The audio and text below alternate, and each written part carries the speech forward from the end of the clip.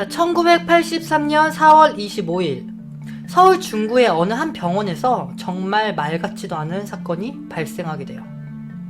자, 당시 나이 37세 염씨, 그에게는요 아내와 초등학교 4학년 재학 중이었던 이제 아들이 있었습니다.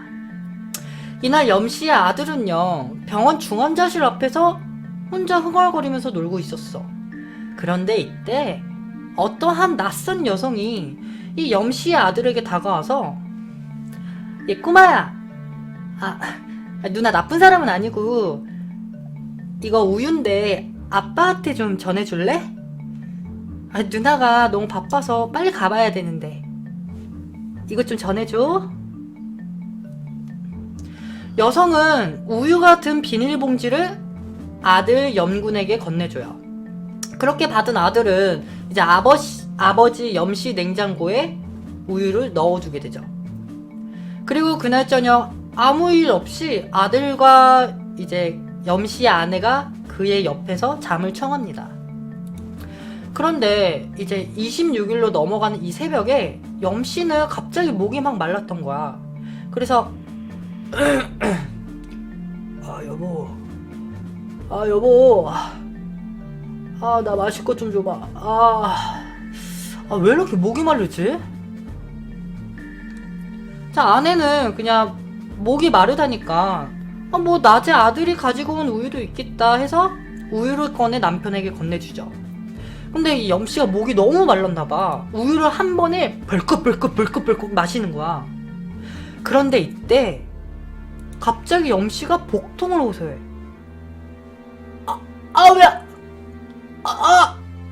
뭐야, 이거 상한 거 아니야?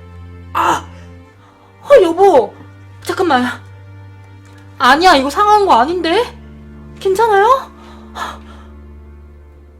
남편이 갑자기 복통을 호소하니까 이 부인은 너무 놀래서 재빨리 호출을 해요. 이제 의사와 간호사들에게. 그렇게 호출을 받고 달려온 의사와 간호사들, 이들이 도착했을 때 염씨는 이미 사망해 있었어요. 근데 아내와 의사 그리고 이 간호사들은 되게 어안이 벙벙했어. 왜냐면은 염씨가 당시 교통사고로 병원에 입원을 했었어. 그런데 부상이 크지 않아서 이제 며칠 후면은 이 염씨는 퇴원을 할 수 있었던 상황이었던 거야. 그런데 갑자기 우유를 마시더니 사망했다? 이게 좀 이상했던 거지. 그리고 더 이상했던 거는 이 병원 측에는 당시 이런 게 있었대요.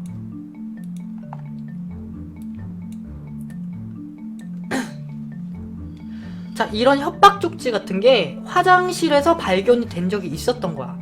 그리고 이 염씨를 제외한 다른 사람들도 염씨가 사망하기 전에 다른 사람들이 이미 독극물로 살해가 되고 있었던 중이었던 거지. 그러니까 병원 내에는 완전히 초비상 사태였던 거야. 자, 이 쪽지가 잘 안 보이신 분들이 계셔서 제가 읽어드릴게요.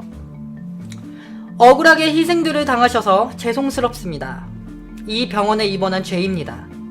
앞으로도 20명 더 희생을 시킬 겁니다. 빨리들 다른 병원으로 옮기시오. 라는 협박 쪽지가 있었던 거죠. 그래, 병원 측은 재빨리 경찰에 신고했어.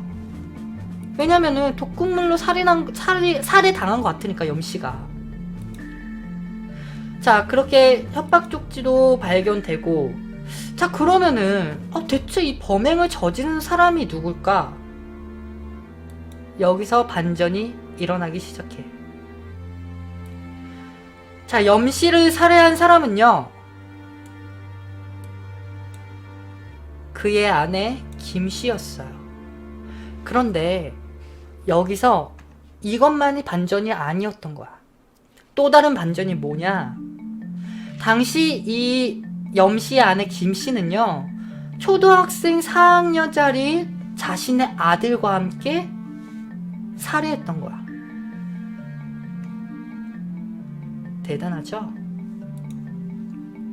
자, 당시 이 협박 쪽지 있잖아. 이 협박 쪽지도 김씨가 적었던 건데, 김씨는 자신이 오해를 받고 싶지 않아가지고 이거를 왼손으로 적었대요. 왜냐면 오른손으로 적으면은 내가 의심받을 게 뻔하니까 필적 감정이 있을 거 아니야. 그게 무서워서 이 쪽지도 왼손으로 썼다고 합니다. 자, 그러면은 어떻게 아들까지 범행에 가담시켰냐? 이 김 씨는 매일같이 아들에게 세뇌 훈련을 시키기 바빴어. 자, 우리 아들, 자, 기억력 좋은지 한번 해보자. 자, 이거 병원 환자 아줌마 아저씨들한테 갖다 줄때 누가 갖다 주라고 하라고 했지? 옳지. 그렇게 말하는 거야. 알았지? 자, 엄마는 나쁜 아들 정말 싫어요. 그럼 어떻게 해야 돼요? 그렇지. 엄마 말 잘 들어야 돼. 그러니까 이거 갖다 줄 때는 젊은 누나가 갖다 주라고 했다고 하는 거야. 이렇게 매일같이 아들에게 세뇌 훈련을 시켰던 거지. 그 초등학교 4학년짜리에게. 자, 여기서 세뇌 훈련, 교육이라고 하기가 좀 그렇죠. 이 세뇌가 얼마나 무섭냐면요. 자, 북한 정권도 그렇고, 왜 우리 질 나쁜 사이비 종교나 이단, 뭐 다단계, 이런 사람들 보면은 이 언론에 나와서 나쁜 건 알잖아. 나쁜 건 알아서 이렇게 막 끌어들여도 웬만한 사람들은 안 가잖아. 그런데 사회적으로 너무 심적으로 약하고 힘들게 살고 이런 사람들은 이런 거에 빠질 수밖에 없는 게 다단계의 그런 게 질 나쁜 다단계 그 사람들이 항상 교육하는 게 이런 거래요. 매일같이 똑같거나 비슷한 말로 계속 세뇌를 시키는 거야. 당신은 돈을 벌 수 있습니다. 이 팔찌, 이 10돈이나 되는 이 팔찌, 제가 여기서 1년 만에 구입한 금입니다. 여러분들 얼마든지 할 수 있습니다. 이딴 교육을 맨날 받으면 사람들이 처음에 뭐야 막 이러다가 매번 들으면은 진짠가? 싶은 거지. 그래서 사실 실제로 제 지인 중에서도 이 다단계에 빠져가지고 엄청나게 돈을 잃은 친구가 있어요. 심지어 저도 그 친구를 따라서 다단계 회사도 가봤는데 나는 저 같은 경우에는 그런 걸 아예 믿지를 않아가지고 저는 빠져나오긴 했는데 그 친구는 그 이후로 돈을 엄청 날렸다고 하더라고요. 자, 여튼 본론으로 넘어와서 자, 지금까지 이야기를 들어보면요, 이 김씨가 현장에서 현장 체포가 된 것 같잖아. 그런데 처음에 이 김씨는 용의선상의 1순위가 아니었어. 뭐 여러분들께서는 가족인데 당연히 제외됐겠죠 라고 생각했겠지만 이 당시에는 어땠냐면은 청산가리 같은 이런 독극물로 가족들을 살해하고 보험금을 챙기는 이런 보험금 살인이, 독극물 보험금 살인이 판을 치던 시절이었대요. 그런데 아내가 의심을 덜 받았던 이유가 뭐냐면은 염씨가 사망하기 한 달 전 83년 3월부터 이제 서울 강동의 한 캬바레에서 요구르트 독살 사건, 이 요구르트 독살 사건이라는 어마어마한 사건이 일어나고 있었던 거야. 그래서 사람들은 이제 경찰이나 이런 사람들은 설마 걔가 여기까지 손을 뻗었나 싶었던 거지. 그리고 이 김씨도 이 사건을 알고 나서 그러면은 이 사건처럼 좀 비슷하게 하면은 내가 의심을 받진 않겠지? 라고 생각을 했던 거였어. 그렇지, 시기가 좀 거의 맞잖아요. 한 달도 안 됐고 심지어 이 범인은요 계속 잡히지가 않았던 상황이었던 거야. 그러면은 계속 범행은 이루어지고 있는데 범인은 안 잡히니까 이 범인이 병원까지 손을 뻗었겠다라고 생각을 했던 거였지. 자, 하지만 김씨의 범행은 아들의 진술과 자신이 고해성사를 하면서부터 밝혀지기 시작합니다. 자, 4월 28일 김씨는요 이제 아들과 함께 최종 진술에서 네, 제가 했어요. 아니 사실 강동 캐바레 그 범인 있잖아요. 그 사람도 안 잡혔고 그 사람이 한 것처럼 하려고 했었어요. 그렇게 하면은 제가 의심을 받지 않으니까요. 자, 이렇게 진술을 하면서 이제 야, 그럼 쪽지랑 그 요구르트 그 뭐야? 그 우유 그런 건 뭔데? 사실요. 사실 걸릴까봐. 그래, 병원이나 이 범죄자가 한 것처럼 보이려고 사전 조치한 것 뿐이에요. 라며 진술을 했다고 합니다. 자, 이 모든 게 알려지고 나서 언론과 이 언론이 아주 떠들썩해져. 왜냐면은 지 남편도 죽인 것도 모자라서 아들까지 가담시킨 거잖아. 그것도 초등학교. 근데 맞잖아. 지금 21세기죠. 21세기에서도 자기 아들을 시켜서 가족을 살인한다거나 이러면 얼마나 충격적이겠어. 그런데 이때는 80년도란 말이야. 완전 세간이 떠들썩해질 수밖에 없었던 거죠. 자, 여튼 재판부는 이 김씨에게 처음에 사형을 구형합니다. 그러자 김씨는 항소해요. 재판관님, 사실 저희 집에 빚이 좀 많아요. 그러니까 이 빚 때문에 재산 압류까지 갈 상황이 되니까 제가 죽이려고 한 게 아니에요. 남편이 자기 생명보험금으로 빚 좀 갚자고. 남편이 좀 그렇게 좀 하자고 해서.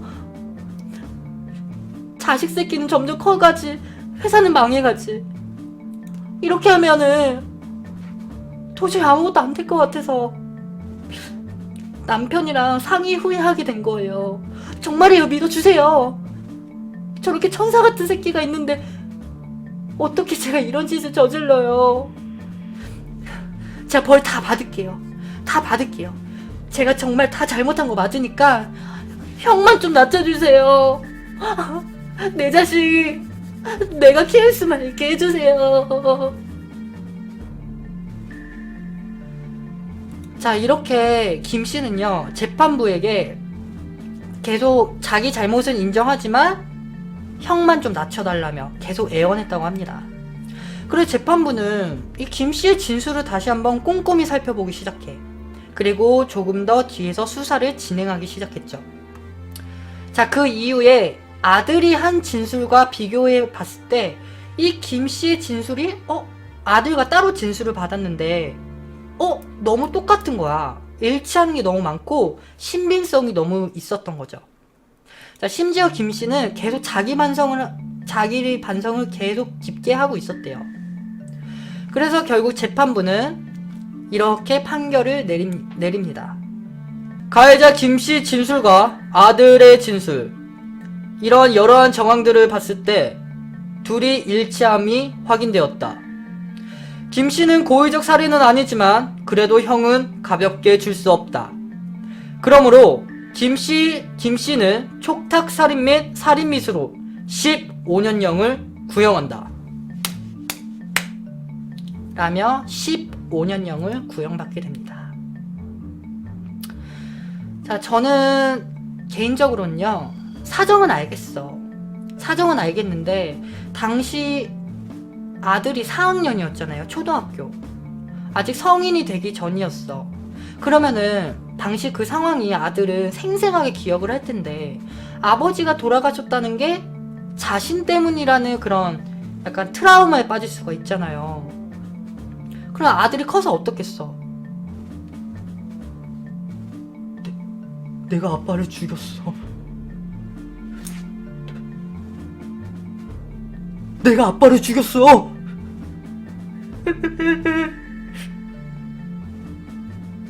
자신이 아빠를 죽였다고 엄청난 트라우마에 빠져 살 거 아니야. 자, 이렇게 아들을 생각하면 마음이 좀 짠한데요. 아무리 그런 남편과의 상의를 했다고 하더라도 자신의 자식까지 범행에 가담시키는 거는 좀 문제가 있다고 생각합니다. 자식을 범죄자로 만들지는 맙시다.